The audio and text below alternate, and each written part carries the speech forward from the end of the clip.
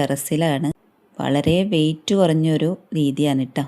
അപ്പോൾ നമുക്കത് കണ്ടു നോക്കിയാലോ.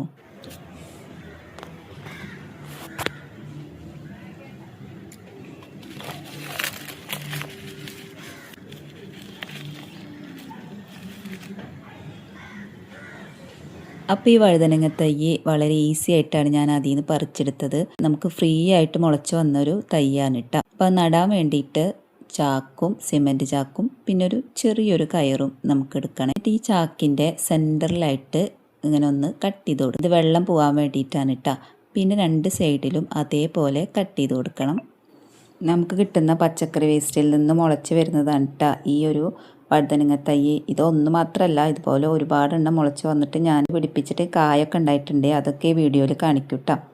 ഇനി നമ്മൾ ഇതേപോലെ 2 സൈഡിലും ഓട്ടിട്ടതിന് ശേഷം കയറുണ്ടായിരുന്നില്ലേ, നമ്മുടെ കയ്യിലുണ്ടായിരുന്ന കയറ്, അതിൻ്റെ ഉള്ളിൽ കൂടെ എടുക്കണം. ഇതേപോലെ ഒരു വശത്ത് നിന്ന് മറ്റു വശത്തേക്ക് ഇങ്ങനെ നീക്കിയെടുക്കണം കേട്ടോ. എന്നിട്ട് ഇതിനെ നന്നായിട്ട് ഇങ്ങനെ മടക്കണം. ഇതേപോലെ ഞാനിപ്പോൾ ഈ കാണിക്കുന്ന പോലെ മടക്ക് ഇതേപോലെ ഒരു കെട്ടിടണം. ഇതേ രീതിയിലാണ് മടക്കേണ്ടത്. ടൈറ്റായിട്ട് കെട്ടരുത്. നല്ല ഭംഗിയിലുള്ള നമുക്ക് ഗ്രോ ബാഗ് കിട്ടില്ല.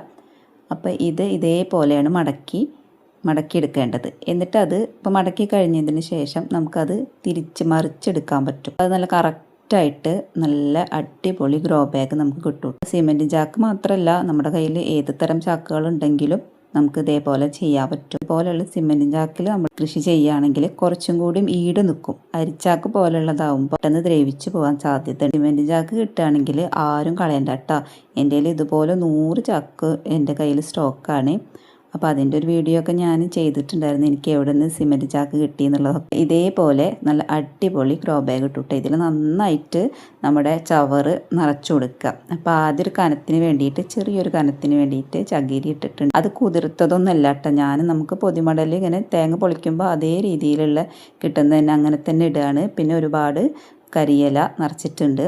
പിന്നെ ഒരു ചെറിയൊരു നമ്മൾ വഴുതനങ്ങ നടാൻ വേണ്ടിയിട്ട് ചെറിയൊരു കുഴി പോലെ ഉണ്ടാക്കിയിട്ട് അതിലേക്ക് വഴുതന ഇറക്കി വെച്ച് കൊടുക്കുക. എന്നിട്ട് നമ്മൾ കുറച്ച് മണ്ണ്, ആ കുഴിയിലേക്ക് നമ്മൾ കുറച്ച് മണ്ണ് ഇട്ട് കൊടുക്കണം. മണ്ണോ കമ്പോസ്റ്റോ ഇട്ട് കൊടുക്കാം. ഇപ്പം നമ്മൾ അടിച്ചു കൂട്ടിയ ഒരു കൃഷി കഴിഞ്ഞതിന് ശേഷം ആ ചാക്ക് ഒഴിവാക്കിയപ്പോൾ അതിലുണ്ടായിരുന്ന ആ മണ്ണ് തന്നെയാണ് ഉപയോഗിച്ചിട്ടുള്ളത് കേട്ടോ. അപ്പോൾ ഇതാ എൻ്റെ വഴുതനങ്ങ കൃഷിയാണ്. ഒരു 4 ചാക്കിൽ വഴുതനങ്ങ ഞാൻ നട്ടിട്ടുണ്ട്. ഇതിപ്പോൾ 5-മത്തെയോ 6-മത്തെയോ ആണ്. അപ്പോൾ ഇതാ ഞാൻ വെച്ച് കൊടുത്തിട്ടുള്ളത് ഒരു ചെറിയ ടെറസിന് ലീക്ക് വരാതിരിക്കാൻ വേണ്ടിയിട്ട് ഒരു പെയിൻറ്റിൻ്റെ മൂടി, അത് ചിരട്ടൊക്കെ വെച്ച് സെറ്റ് ചെയ്ത് സ്റ്റാൻഡ് പോലെ ആക്കി അതിലേക്ക് വെച്ച് കൊടുത്ത്, പിന്നെ നമ്മളൊരു തൈ നട്ടതിന് ശേഷം അത് തണലത്ത് വെക്കുക ചെയ്യേണ്ടത് കേട്ടോ. അപ്പോൾ തണലത്ത് വെക്കുക, ഏതെങ്കിലും ഒരു ചെടിയുടെ ചോട്ടിലാക്കി വെച്ച് കൊടുക്കാം. എന്നിട്ട് നനച്ചു കൊടുക്കാം. ഇപ്പം ഞാനിതിന് ഉപയോഗിക്കാൻ പോകുന്നത് 2 തരത്തിലുള്ള വളമുണ്ട്. വഴുതനയ്ക്ക് ഞാൻ ഫിഷ് കമ്പോസ്റ്റും ഫിഷ് അമിനോയും ഒക്കെ മാറി മാറി ഉപയോഗിക്കുന്നുണ്ട് കേട്ടോ. അപ്പോൾ ഫിഷ് കമ്പോസ്റ്റ് എങ്ങനെ ഉണ്ടാക്കുക എന്നുള്ളതിൻ്റെ വീഡിയോ ഞാൻ ചെയ്തിട്ടുണ്ട്. ഫിഷ് അമിനോ ഉണ്ടാക്കിയ വീഡിയോയും ഞാൻ ചെയ്തിട്ടുണ്ട് കേട്ടോ. അപ്പോൾ ഇതാണ് ഫിഷ് അമിനോ. ഇതിന് ഒരു ദുർഗന്ധവും ഇല്ല കേട്ടോ. നമ്മൾ ശർക്കര ഒക്കെ ഇട്ടിട്ട് സെറ്റ് ചെയ്തതാണ് ഫിഷ് അമിനോ. ഇത് ഉണ്ടാക്കാൻ എളുപ്പമാണ്. ഫിഷ് കമ്പോസ്റ്റിനും ഒരു ദുർഗന്ധവും ഇല്ല. അതിൽ ചാരട്ടിട്ടാണ് ഫിഷ് കമ്പോസ്റ്റ് ഉണ്ടാക്കുന്നത്. അപ്പോൾ ഇരട്ടി ഗുണമാണ് അതിനും.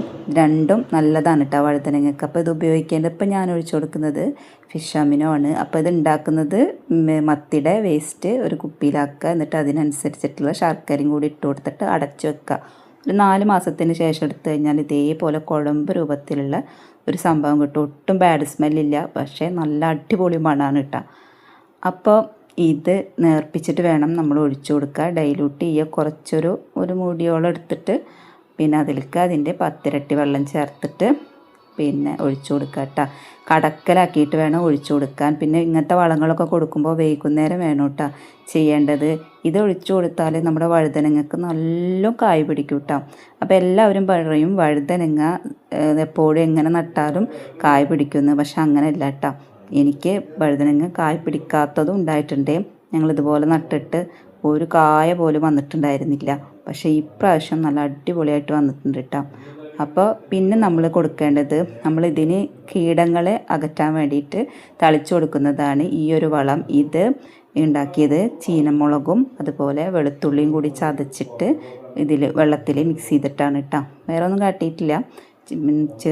ഒരു 2 ചീനമുളകില്ലേ, കാന്താരിമുളക്, അതും 2 വെളുത്തുള്ളിയും കൂടി നന്നായി ചതക്കുക. എന്നിട്ടൊരു കുപ്പിയിലിടുക, വെള്ളമൊഴിക്കുക, എന്നിട്ട് ഇതിന് സ്പ്രേ ചെയ്ത് കൊടുക്കുക കേട്ടോ.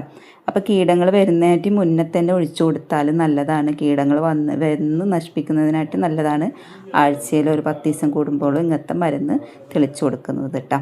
അപ്പോൾ ഇതുപോലെ നല്ല അടിപൊളിയായിട്ട് നമുക്ക് കായൊക്കെ പിടിച്ചു കിട്ടും. പിന്നെ നമ്മൾ വഴുതനങ്ങ കൃഷിയിൽ ശ്രദ്ധിക്കേണ്ട കാര്യം എന്താണെന്ന് വെച്ചാൽ ഇതിൻ്റെ നനയാണ്. നന എന്ന് പറഞ്ഞാൽ 2 നേരം ഇതിന് നനച്ചു കൊടുക്കണം കേട്ടോ. അപ്പം ഞാനിപ്പോൾ നല്ല വേനലല്ലേ, അപ്പം ഞാൻ 2 നേരം ടെറസിൽ കയറിയിട്ട് നനയ്ക്കുന്നുണ്ട്.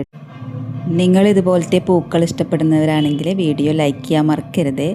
ഇതുപോലത്തെ പൂക്കളല്ല നിങ്ങൾക്ക് കൂടുതൽ ഇഷ്ടം മാവും മാങ്ങയും ആണെങ്കിൽ നിങ്ങൾ കമൻറ്റ് ചെയ്യാനും മറക്കരുത് കേട്ടോ.